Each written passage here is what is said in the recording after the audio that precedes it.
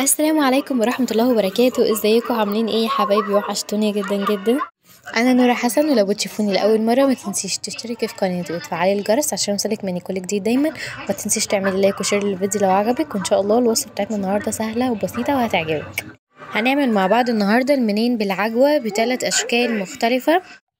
طريقتين منهم هيكونوا منين بالعجوة او بسكويت بالعجوة، خلاص بشكلين مختلفين. والطريقة التالتة هيبقى بسكوت سادة كده عليه سكر بودر شبه الكحك طعم.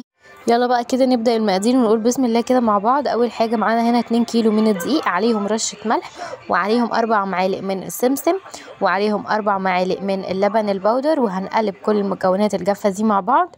بعد كده هنحط معلقتين من الخميرة الفورية، طبعا ده دقيق يا جماعة جميع الأغراض. وهنحتاج لل2 كيلو من الدقيق دوت كيلو من السمنة، مسيحينها كده يدوب دافية كده بس للعجن. طبعا لو هتعملي نص الكمية، احنا عملنا كمية كبيرة جدا جدا ما شاء الله يعني، فانت لو هتعملي نص الكمية نصصي بقى كل الحاجات اللي انا قلتها، يعني بدل 2 كيلو دقيق يبقى كيلو دقيق عليه كيلو من نص كيلو من السمنة، تمام.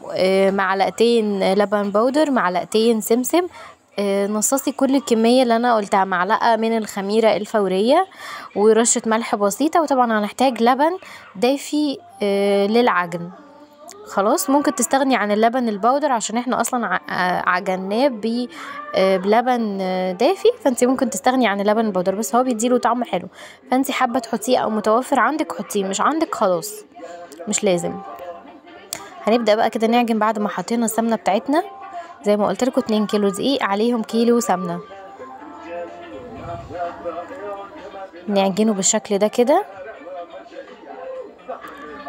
بعد كده هنسخن 2.5 كوباية من اللبن الدافي عشان هنحتاجهم معانا في العجن. يبقى كده اللبن دافي مش سخن.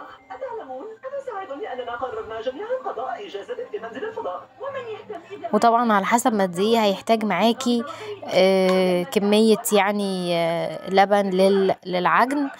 او عايزه اقول لكم كمان على حاجه، يا ريت يعني ما تحطوش زيت، علشان الزيت ممكن ينشفه ويخليه يبقى ناشف قوي، فالسمنه بتديله كده طراوه كده وطعم حلو برضو، يعني مش اللي هو ناشف قوي، لا يعني حاسين كده بيه طري، مش ناشف يوجع لنا اسناننا يعني. فبلاش زيت لو يفضل، يعني لو متاح عندك سمنه يبقى يكون احسن للوصفه بتاعتنا. هنحط كده دي كده تاني كوباية من اللبن. وطبعا بتعجني، احتاجتي تاني هتضيفي شوية لحد ما العجينة تلاقيها لمت معاكي، وهتشوفي دلوقتي لما بتلم بيكون شكلها عامل ازاي. طبعا ما بتبقاش بتلزق، وبتقدري ان انت تشكليها زي ما انتوا شايفين هنا كده، كانت بدأت تلم اهي وتتشرب كل اللبن. لازم برضو نعجنها كويس جدا، بس مش العجن اللي هو اللي في دماغكم يعني العجن الجامد ده، لا بتعجني كده بالراحة كده خلاص عشان العجينة تلم معاكي. خلاص هي كده العجينة هي بتلم ومش محتاجة طبعا لبن تاني ولا اي حاجة، خلاص كده بصوا بقت عاملة ازاي، لمت كده نفسها. ولو جيتي تشكلي منها هتلاقيها اتشكلت كده، وبقى بقت طرية كده، وتقدري ان انتي تشكليها مش بتفرول يعني ولا حاجة، لا متماسكة زي ما انتوا شايفين كده. بصوا طرية وحلوة جدا. طبعا تبقي العجوة بقى احنا هنعملها كده كور صغيرة خلاص، علشان يبقى كله نفس يعني هتلاقيني دلوقتي مكورة العجين ومكورة العجوة، ونحطها كده في نص العجينة. بنفتح العجينة كده من النص ونحطها فيها وبنقفلها بالشكل ده زي ما انتوا شايفين كده. ده كده اول شكل احنا هنعمله مع بعض. وممكن تعملي بقى كده بالسكينة فيها شرطتين كده من فوق، يعني تديها برضو شكل حلو. مش عايزة خلاص تبيها زي ما هي كده براحتك زي ما انت شايفة كده. بصوا ده شكل برضو كده حلو يعني. وهنعمل كمية الباقية بالشكل ده كده.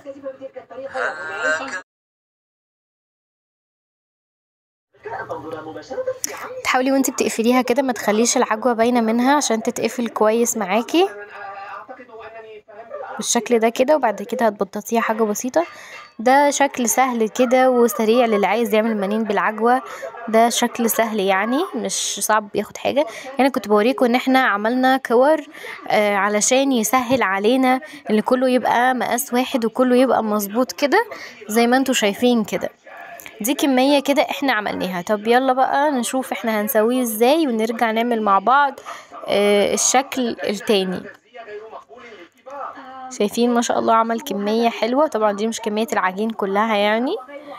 انت بتحطي الصاج بتاعك في الرف اللي في النص وبتشغلي عليه الفرن على درجة حرارة 220. وبعد كده اول ما بتلاقيه اخد لون من تحت كده بتشغلي عليه الشواية ياخد لون ذهبي كده حلو من فوق زي ما انتوا شايفين، طري كده ووشه حلو قوي قوي بجد. كان طعمه ما شاء الله بجد تحفة. تاني بقى طريقة هنعملها هي اللي هي شبه كعب الغزال او اللي هم بيقولوا عليها كعب الغزال. بتفرزي العجينة كده على صينية تفرزيها، وبعد كده تفرزي عليها عجوة زي ما انتوا شايفين كده قدامكم، وبنبدأ بقى ان احنا نلفها رول كده من الجوانب لحد ما تتلف معانا رول خالص، حاجة كده شبه السينابون يعني. هنلفها كده زي ما انتوا شايفين، ونقفل بقى الجزء الاخير ده منها كده اللي احنا يعني خلاص كده عشان تبقى اتقفلت كويس جدا. ودلوقتي هنحط علشان يبقى عليها سمسم من فوق، فاحنا هنحط سمسم كده ونبدأ ان احنا نلفها كده تاني علشان السمسم يلزق فيها. جماعة انا بوريكم اسهل طريقة للحاجات دي كده اسهل طريقة بجد، مش هتستصعبوها خالص. ونبدأ بقى تقطعي زي ما انت شايفة كده بالشكل ده، طبعا على حسب الحجم اللي انت عايزاها كبيرة عايزاها وسط او صغيرة براحتك. بنعمل كده علشان السمسم يلزق فيها، وبعد كده بنبدأ ان احنا نقطع بالشكل ده كده. برضو التقطيع سهل جدا، وزي ما انتوا شفتوا شكلها من جوه، بصوا العجوة ملفوفة فيها كده شكلها حلو جدا وطعمها حلو قوي اهو زي ما انتوا شايفين كده. دي كده تاني طريقة انا قلتلكم عليها هنعملها بالمنين بالعجوة.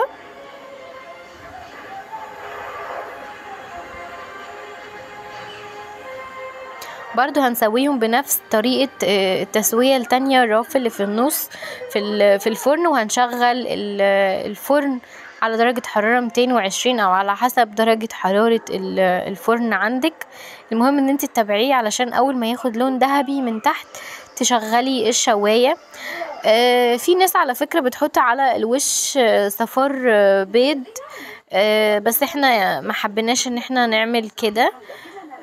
يعني ممكن تحطي شوية لبن على صفار بيضة ورشة فانيليا مثلا وتدهني بيها الوش عشان تاخد لون ذهبي، بس هو احنا مش بنحب فيه البيض يعني، فاحنا ما حطيناش بيض. هو بياخد لون انتوا هتشوفوا دلوقتي اللون اللي هو واخده بجد ما شاء الله، طبعا لان هو فيه سمنة كتير فهو اصلا واخد لون ذهبي حلو جدا. المهم ان انت تعرفي تسويه صح، امتى تشغلي الشواية ياخد لون من فوق، امتى يكون خلاص كده خد لون ذهبي من تحت، تتابعيه علشان ما يتحرقش منك يعني ويبقى مظبوط معاكي. زي ما انت شايفة كده اللون اللي هو واخده جميل جدا. طبعا انت هتقلبيه مثلا علشان تشوفي الجنب ده ياخد لون الجنب ده ياخد لون وهكذا. فانتوا شايفين بجد كله واخد لون ذهبي اهو، والسمسم عليه بجد كان خطير. لازم تجربوا الوصفة دي وتكتبولي في التعليقات، كل اللي جربها يكتبلي في التعليقات، خصوصا كمان ان المقادير بتاعتها سهلة وما فيهاش مكونات كتير ولا مكونات خزعبلية ولا اي حاجة.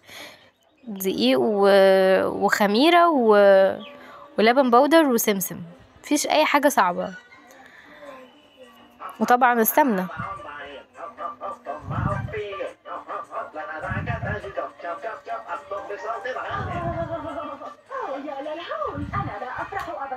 دي الكمية اللي احنا عملناها من منين بالعجوة اللي هي على شكل كعب الغزال.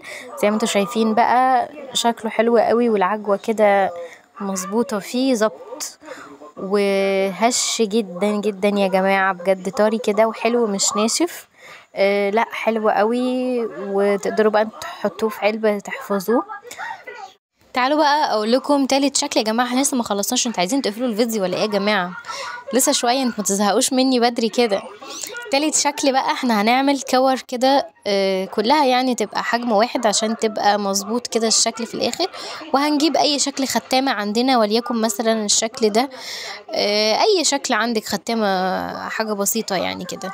وهنبدا ان احنا نمشي عليهم كلهم كده بنفس الختامة علشان يبقى شكل. انت هتكوري بس كده وترمي في الصينية، تكوري وترمي في الصينية، وبعد كده تضغطي عليها كده بالختامة. مفيش اسهل من كده بجد، زي ما انتوا شايفين كده. وطبعا هيتسوى في الفرن بنفس طريقة المنين اللي فيه عجوة. وفي الاخر هنحط عليه سكر بودر زي ما انتوا شايفين كده. ده الشكل النهائي بتاعه، بجد حلو قوي وطعمه جميل جدا برضو، هش كده وطري.